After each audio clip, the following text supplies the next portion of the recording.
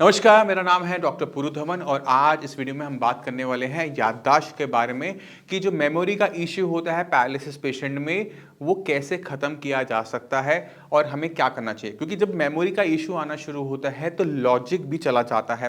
कभी-कभार पेशेंट्स को मैथ्स के जो प्लस माइनस के होते हैं वो प्रॉब्लम सॉल्व करने में भी दिक्कत होनी शुरू होती है। मल्टीप्लाई डिवाइड तो बहुत दूर की बात होती है। नंबर्स को पहचान करने में दिक्कत होनी शुरू हो जाती है।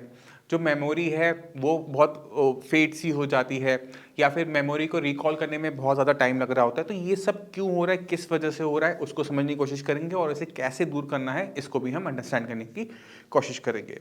तो हमारा जो ब्रेन है उसमें अलग अलग हिस्से होते हैं जो अलग अलग काम करते हैं। तो अगर हमारे मेमोरी वाले हिस्से में किसी टाइप की दिक्कत आ जाए तो क्या होता है कि हमारी मेमोरी चली जाती है। अब हमारी जो मेमोरी है वो शॉर्ट टर्म मेमोरी होती है और एक लॉन्ग टर्म मेमोरी होती है।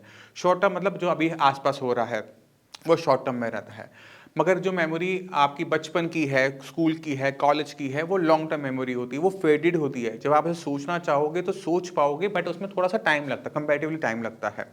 तो ये सभी के साथ नॉर्मली होता है। मगर पैरालिसिस पेशेंट में ये दिक्कत होती है कि अगर मेमोरी के पाथवे में या मेमोरी के हिस्से में किसी टाइप का डैमेज हो जाए, शॉर्ट टर्म में या लॉन्ग टर्म किसी भी हिस्से में नुकसान हो जाए, तो उस टाइप की जो मेमोरी है वो इफेक्टेड होनी शुरू हो जाती है और पेशेंट को चीज़ों को रिकॉल करने में यानी वापस याद करने में दिक्कत देखने को मिलती है। और उनको दिक्कत साथ में देखने को मिलती है नंबर्स के साथ। तो ये किस एरिया में हो रहा है, लॉजिक वाले एरिया में हो रहा है या फिर हमारे याददाश्त वाले एरिया में नुकसान हुआ है, उस पर डिपेंड करता है कि सिम्टम हमें क्या देखने को मिलेंगे। अब प्रॉब्लम क्या है कि ऐसी चीज़ों को हम कैसे ठीक कर सकते हैं। तो पहली चीज़ है कि आप पहले इवैल्यूएट करो कि पेशेंट को दिक्कत क्या है। अक्सर जब पेशेंट आते हैं वो कहते हैं कि इनकी स्पीच में दिक्कत है, क्योंकि ये बोलते समय कुछ वर्ड्स को खा जाते हैं। जब हम उन पेशेंट को बुलवाते हैं तो हमें लगता है कि स्पीच तो ओके है, क्योंकि स्पीच का मतलब ये है कि पानी दे दो, चलो, खाना। अगर हम ये कोई भी वर्ड साफ साफ बोल पा रहे हैं तो हमारा स्पीच का सिस्टम सही तरीके से काम कर रहा है। अगर आप सही सुन पा रहे हैं तो उनका स्पीच का सिस्टम सही तरीके से काम कर रहा है। स्पीच मतलब शब्दों को बनाना, किससे? टंग से, टीथ से, पैलेट से, गले से, फेफड़ों से हवा निकालते हुए जब हम कोई भी चीज़ बोलते हैं तो आवाज़ बदलती चली जाती है और यही हमारी स्पीच है। इसे कंट्रोल करने वाला हमारा ब्रेन का सेंटर भी ठीक काम कर रहा है, इसलिए हम इन वर्ड्स को सही तरीके से बोल पा रहे हैं। मगर जो दिक्कत आपको स्पीच में देखने को मिल रही है वो और टाइप की होती है। वहाँ पे क्या हो रहा होता है कि पेशेंट को सेंटेंस फॉर्मेशन करने में दिक्कत महसूस हो रही होती है कि सेंटेंस बोलना कैसे है। और मैं आपको एग्जांपल देता हूँ। मेरा नाम डॉक्टर पुरु धवन है और मैं शिराज में डायरेक्टर हूँ। ये मैं नॉर्मली बोलूँगा, बट अगर हम किसी पैरालिसिस पेशेंट हो और वो ये लाइन बोलना चाहे तो वो कैसे बोलेगा? मैं पुरु धवन, डायरेक्टर, श्रेयास। वो इस लाइन से बोलेगा कि बीच के जो शब्द है खत्म हो जाएंगे। ये जो दिक्कत है ये हमारी ग्रामर। अब हम ग्रामर कब सीखते हैं? जब हम छोटे होते हैं तब सीखते हैं। और कैसे सीखते हैं? जैसे जब बच्चा छोटा होता है तो पहले मम्मी, पापा, खाना, सुसु ऐसे बोलता है ना, तो सिंगल सिंगल वर्ड बोलता है। फिर मम्मा चलो या बाहर चलो, दो दो वर्ड बोलता है। तो हुआ ये है कि ब्रेन में नुकसान होने की वजह से हमारी जो कॉम्प्लेक्स प्रोसेस है वो अफेक्टेड हो गया, वो सिंपल पर आ गया है। सिंपल मानी 2 वर्ड्स 3 वर्ड्स के तो हम लाइन बोल लेंगे, बट इससे ऊपर बोलने में दिक्कत होगी। ऐसे पेशेंट्स को चीज़ों को पढ़ने में भी दिक्कत होती है। वो पढ़ तो पाते हैं बट बहुत टाइम लगता है उस वर्ड को समझने में कि वो वर्ड लिखा क्या है। तो हमने क्या करना है? हमने ट्रेनिंग करनी होती है, क्योंकि जब हम किसी का भी हम ट्रीटमेंट शुरू करते हैं तो हम क्या करते हैं? ब्रेन में न्यूरोप्लास्टिसिटी एक्टिवेट कर देते हैं। अब आप सोचेंगे न्यूरोप्लास्टिसिटी क्या है? जो व्यूअर्स बहुत पहले से ही चैनल देख रहे हैं उनको अच्छे से पता है कि न्यूरोप्लास्टिसिटी क्या होती है, मगर जो पेशेंट अभी व्यूअर्स नए जुड़ रहे हैं मैं उनको समझा देता हूँ कि न्यूरोप्लास्टिसिटी होता क्या है। हमारा जो ब्रेन है ना वो बहुत ज़्यादा अडेप्टेबल है। हम इससे जो चाहें जैसा चाहें वैसे करवा सकते हैं। सोच के देखो, अपने आसपास देखो, जितने भी लोग हैं आपको उसमें डाटा साइंटिस्ट मिल जाएंगे, उसमें आपको लिटरेचर लिखने वाले मिल जाएंगे, आर्टिस्ट मिल जाएंगे, आपको फाइनेंशियल वाला मिल जाएंगे, आपको साइंटिस्ट मिल जाएंगे। ये सब अलग अलग फील्ड में कैसे अच्छे हुए? ये अलग अलग फील्ड में इसलिए अच्छे हुए क्योंकि इन्होंने अपने ब्रेन पे उसी फील्ड में काम किया। तो हमारा ब्रेन जो है वो सबका शेप में तो सेम है बट वो फंक्शनिंग अलग होती है। जैसे अगर आपको इंग्लिश नहीं आती, आज आप इंग्लिश पढ़ना शुरू करते हो तो कुछ महीनों के बाद आप इंग्लिश में अच्छे हो जाओगे, चाहे आपकी उम्र 80 साल ही क्यों नहीं है। ये अब 80 साल में ब्रेन ने ऐसा क्या चेंज कर लिया कि जो इंग्लिश नहीं आती थी वो आने लग गई। तो ब्रेन के पास एक सबसे अच्छी ताकत है अपने आप को बदल लेने की, और इसी क्षमता को हम कहते हैं न्यूरोप्लास्टिसिटी। और यही न्यूरोप्लास्टिसिटी हमारे ब्रेन के विकास की कारण भी है। उसका जो मेन जो प्रिंसिपल है वो न्यूरोप्लास्टिसिटी है, क्योंकि जब हम पैदा होते हैं हमारे ब्रेन के अंदर जो बिलियंस ऑफ न्यूरॉन्स हैं वो सेट होते हैं। वो जो, अब मान लो कि अगर हमारे ब्रेन के अंदर 1 करोड़ न्यूरॉन सेल हैं तो वो 1 करोड़ एक नहीं हो पाते। क्यों नहीं हो पाते? क्योंकि वो बने ही इसी तरह से। बट फिर भी हमारा ब्रेन बहुत अच्छी इंप्रूवमेंट करता है, बहुत सारी चीज़ें देखते हैं, समझते हैं, अपनी अंडरस्टैंडिंग बनाते हैं, किसी एक फील्ड में हम बहुत अच्छे से हो जाते हैं। क्योंकि ब्रेन जो है जिस काम को बार बार करता है तो ब्रेन उसमें बहुत अच्छी इंप्रूवमेंट और अडेप्टेबिलिटी की वजह से बहुत अच्छा हो जाता है, और इसी मैकेनिज्म को हम कहते हैं न्यूरोप्लास्टिसिटी। अब ब्रेन के अंदर जब किसी टाइप का डैमेज हो गया है, यही न्यूरोप्लास्टिसिटी पेशेंट को दोबारा से ठीक भी करती है। एग्जाम्पल के लिए उसको आप खुद पे देख सकते हो। आपको जिस दिन पैरालिसिस हुआ था उस दिन आपकी कंडीशन कैसी थी? क्या आप बोल पा रहे थे? क्या आप बैठ पा रहे थे? क्या आप चल पा रहे थे? क्या आपको हाथ हिला पा रहे थे, उंगलियां हिला पा रहे थे? खुद से पूछो, ठीक है? 2 मिनट सोचना अपना वो दिन। अब 6 महीने के बाद आपकी कंडीशन में कितना सुधार था? आप चलने भी लगे थोड़ा बहुत, बोलने लगे थोड़ा बहुत, हाथ चलने लगा थोड़ा बहुत। ये कैसे हुआ? ये हुआ न्यूरोप्लास्टिसिटी से, क्योंकि न्यूरोप्लास्टिसिटी बचपन में बहुत फास्ट होती है, ठीक है, और हमारा ब्रेन बहुत तेजी से इंप्रूवमेंट दिखाता है। मगर जब हम एक एज को क्रॉस कर जाते हैं, खासकर टीन एज को क्रॉस कर जाते हैं, तो ब्रेन में ये न्यूरोप्लास्टिसिटी स्लो डाउन हो जाती है, चलती रहती है बट स्लोअर चलती रहती है। मगर जब कभी ब्रेन को किसी टाइप का नुकसान होता है तो ब्रेन को समझ में आ जाता है कि अगर मुझे बॉडी को ठीक से रखना है तो मुझे न्यूरोप्लास्टिसिटी को एक्टिवेट करना है। तो वो शॉर्ट टर्म के लिए न्यूरोप्लास्टिसिटी को बहुत तेजी से एक्टिवेट कर देता है, और इसी वजह से पहले 6 महीने में सारे के सारे जितने भी पैरालिसिस के पेशेंट हैं उनको आराम आता ही आता है। इस 6 महीने के अंदर आप किसी भी मंदिर जाओ, गुरुद्वारे जाओ, आप फिजियोथेरेपी कराओ, जो भी आपको हाथ लगाता जाएगा आपको इंप्रूवमेंट दिखती है। प्रॉब्लम शुरू होती है ये 6 महीने बीतने के बाद, जब आप कुछ भी करवा रहे हैं आपको रिजल्ट्स देखने को नहीं मिल रहे। क्यों नहीं मिल रहे? क्योंकि ब्रेन के अंदर न्यूरोप्लास्टिसिटी फिर दोबारा से स्लो डाउन हो गई है। तो हमने क्या करना होता है, हमने ब्रेन के अंदर ये न्यूरोप्लास्टिसिटी दोबारा से एक्टिवेट करनी होती है, जिससे हमारा ब्रेन दोबारा से सीखने लाइक स्पीड से हो जाए और हम अपने अंदर इंप्रूवमेंट लेकर आए। तो जो हमारे याददाश्त में दिक्कत हो रही है, जो हमारे बोलने में दिक्कत हो रही है, उसका आंसर भी न्यूरोप्लास्टिसिटी है।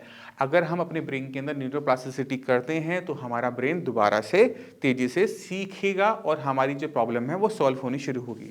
तो आपने करना क्या है, अपनी प्रॉब्लम को समझना है, जो प्रॉब्लम को आप सॉल्व करना चाहते हो, ठीक है। मान लो कि वो प्रॉब्लम आपकी है स्पीच, मान लो कि आपको बोलने में दिक्कत होती है, वर्ड्स सेंटेंस बनाने में दिक्कत होती है, या फिर आपको दिक्कत होती है याददाश्त में, तो आपने इसी को ही इन्हांस करना है। तो आप क्या करेंगे? पहली चीज, बोलने के लिए आप न्यूज़पेपर लीजिए, मैगजीन लीजिए, और एक एक लाइन, एक एक वर्ड मुंह खोल के पढ़े।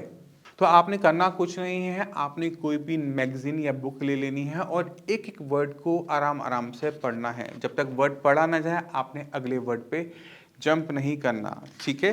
तो आपने गेम्स पीपल प्ले, ये हमने एक बुक ले ली है, this book is primarily design to be a sequel to my book. तो एक एक वर्ड को रुक रुक के मुंह खोल के पढ़ना है कि आपको उसको बोलना कैसे है वो भी पता हो। अगर आपसे वर्ड नहीं हो रहा तो ये मैंने बुक ली है, मैंने एक नॉवल टाइप है ये लिया है। आप स्कूल के जो छोटे बच्चों की बुक्स होती हैं जिसमें वो पढ़ना सीखते हैं, उन बुक्स को कर सकते हैं। जैसे this is my cat, this is my ball, I will play outside. ये 3 छोटे छोटे जो वर्ड्स हैं, छोटे छोटे सेंटेंसेस हैं, उनको बोलना शुरू करेंगे। और जैसे जैसे आपको लगे कि आप कंफर्टेबल हो गए इसके साथ, अगले लेवल पे, अगली क्लास पे हम चले जाएंगे। आपको सुनने में, समझने में आपको लग रहा होगा ये बहुत ज़्यादा बचकाना है, बट यही सही तरीका होता है अपने ब्रेन को दोबारा से ट्रेन करने में। और आपको दोबारा से हो सकता है क्लास 1 से क्लास 12 तक की पढ़ाई दोबारा करनी पड़ जाए, क्योंकि उससे आपकी चीज़ें डेवलप होंगी। आपने करना क्या है, आपने लिटरेचर में दिक्कत है, आपको बोलने में दिक्कत है, तो आप बुक्स पढ़ेंगे। अगर आपको प्लस माइनस मल्टीप्लाई डिवाइड करने में दिक्कत है तो आप वही जो क्वेश्चंस हैं उनको सॉल्व करने की कोशिश कीजिए। जब आप कंफर्टेबल हो जाएंगे आगे बढ़ जाइए, और शुरू करना है प्लस से, फिर माइनस, फिर मल्टीप्लाई, फिर डिवाइड। तो इससे हमारा ब्रेन क्या है, वो बहुत तेज़ी से इंप्रूवमेंट दिखाता है, और अक्सर पेशेंट 3-4 महीने में क्लास 1 से क्लास 12 तक की पढ़ाई कर लेता है, और जो उसका लॉजिक है, जो उसकी बोलने की दिक्कत है, वो सॉल्व हो जाती है। अब रहेगी बात मेमोरी की। मेमोरी हर केस में पूरी की पूरी वापस आए ज़रूरी नहीं होता, मगर आपके जो फैमिली मेंबर्स हैं उनको चाहिए कि आपको वो चीज़ें याद करवा के रखें। वो जो पुरानी हमारे पास फ़ोटो एल्बम्स होती हैं, वो आपके सामने रखी जाए और आप अपनी मेमोरी को खुद ब खुद रिकॉल करने की कोशिश करो कि इस दिन आपने क्या किया था, क्या नहीं किया था। नॉर्मली किसी को भी टाइम लगता है, कुछ सेकंड्स का टाइम लगता है, आप में हो सकता है कि वो टाइम थोड़ा पीरियड ज़्यादा हो, बट आपने घबराना नहीं है। आपने खुद ब खुद उस डे को इमेजिन करने की कोशिश करनी है जिस दिन आपने वो इवेंट किया था। वो आपके बच्चों का बर्थडे हो सकता है, वो आपका बर्थडे हो सकता है, वो आपका कोई ट्रिप हो सकता है, आपके फ्रेंड्स की फ़ोटोज़ हो सकती हैं, कॉलेज की हो सकती हैं, स्कूल की हो सकती है, कुछ भी हो सकता है। आप उस दिन को याद करने की कोशिश कीजिए। आपको टाइम ज़रूर लगेगा, बट इवेंचुअली आप उसको याद करना शुरू करेंगे। आपने ध्यान क्या रखना है कि आप जब करवाएँ तो घरवालों को बहुत ज़्यादा हेल्प नहीं करनी। क्योंकि मेमोरी हमारे माइंड में है, उसकी रिकॉल में दिक्कत हो रही है, तो थोड़ा बहुत हम क्लू दे सकते हैं, बट पूरी की पूरी चीज़ों को अगर आप बोल देंगे, तो पेशेंट उसे इमेजिन करना स्टार्ट कर देगा और वो अपनी मेमोरी बना लेगा।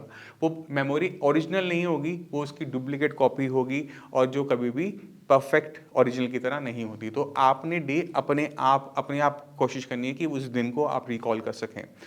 मेमोरी जितनी पुरानी होती चली जाती है, उतनी फेड होती चली जाती है, उतनी धुंधली होती चली जाती है। ये एक दिक्कत सभी के साथ होती है।